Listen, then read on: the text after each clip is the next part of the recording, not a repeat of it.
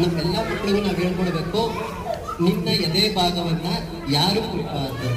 ಸ್ನಾನ ಮಾಡಿಸುವಾಗ ತಾಯಿ ಅಥವಾ ತಂದೆ, ಅಥವಾ ಏನಾದ್ರು ಮೆಡಿಕಲ್ ಚೆಕಪ್ ಇದ್ದಾಗ ಡಾಕ್ಟ್ರು, ತಂದೆ ತಾಯಿ ಪ್ರೆಸೆನ್ಸ್ ಅಲ್ಲಿ ಅವ್ರು ಮಾತ್ರ ತಮ್ಮ ಎದೆ ಭಾಗವನ್ನ ಮುಟ್ಬೋದು. ಅವ್ರು ಹೊರತುಪಡಿಸಿ ಬೇರೆ ಯಾರು ಮುಟ್ಬಾರ್ದು ಅನ್ನುವಂಥದ್ದು. ಮತ್ತೆ 2 ಕಾಲುಗಳ ಮಧ್ಯ ಭಾಗ ಅಂತ ಹೇಳ್ಕೊಳ್ಳೋದು. 2 ಕಾಲುಗಳ ಮಧ್ಯ ಭಾಗವನ್ನ ಯಾರು ಸಹ ಮುಟ್ಬಾರ್ದು. ನಿನಗೆ ಯಾರಾದ್ರೂ ಮುಟ್ಟಕ್ಕೆ ಬಂದ್ರೆ ನೀನು ಬೇಗ ಕಿರ್ಚಬೇಕು, ಅಲ್ಲಿಂದ ಓಡಬೇಕು ಅನ್ನೋದು ಹೇಳ್ಕೊಡ್ಬೇಕು. ನೆಕ್ಸ್ಟ್ ಅದೇ ರೀತಿ ಬೆನ್ನಿನ ಕೆಳಭಾಗ ಹೋರ್ಡಿಂಗ್ಸ್ ಇದೇ ವಿಪರೀತ ಬಳಸ್ಬೇಕು. ಯಾಕಂದ್ರೆ ಬೇರೆ ಬೇರೆ ಹೋರ್ಡಿಂಗ್ಸ್ ಬಳಸೋದಕ್ಕೆ ಮಕ್ಕಳ ಮುಂದೆ ನಮಗೆ ಮುಜುಗರ ಆಗುತ್ತೆ.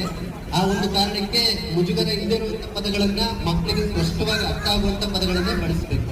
ಎದೆ ಭಾಗ, 2 ಕಾಲುಗಳ ಮಧ್ಯ ಭಾಗ ಮತ್ತೆ ಬೆನ್ನಿನ ಕೆಳಭಾಗ ಯಾರು ಸಹ ನಿಮಗೆ ಮುಟ್ಬಾರ್ದು. ಮುಟ್ಟೋಕೆ ಬಂದ್ರೆ ಅದನ್ನ ಪ್ರತಿಭಟಿಸಬೇಕು, ಅಲ್ಲಿಂದ ಓಡಬೇಕು, ಮತ್ತೆ ಜೋರಾಗಿ ಕಿರ್ಚ್ಕೋಬೇಕು ಅಂತ ಹೇಳ್ಕೊಳ್ಬೇಕು. ಅದೇ ರೀತಿಯಲ್ಲಿ ನೀನು ಸಹ ಯಾರು ಮುಟ್ಬಾರ್ದು.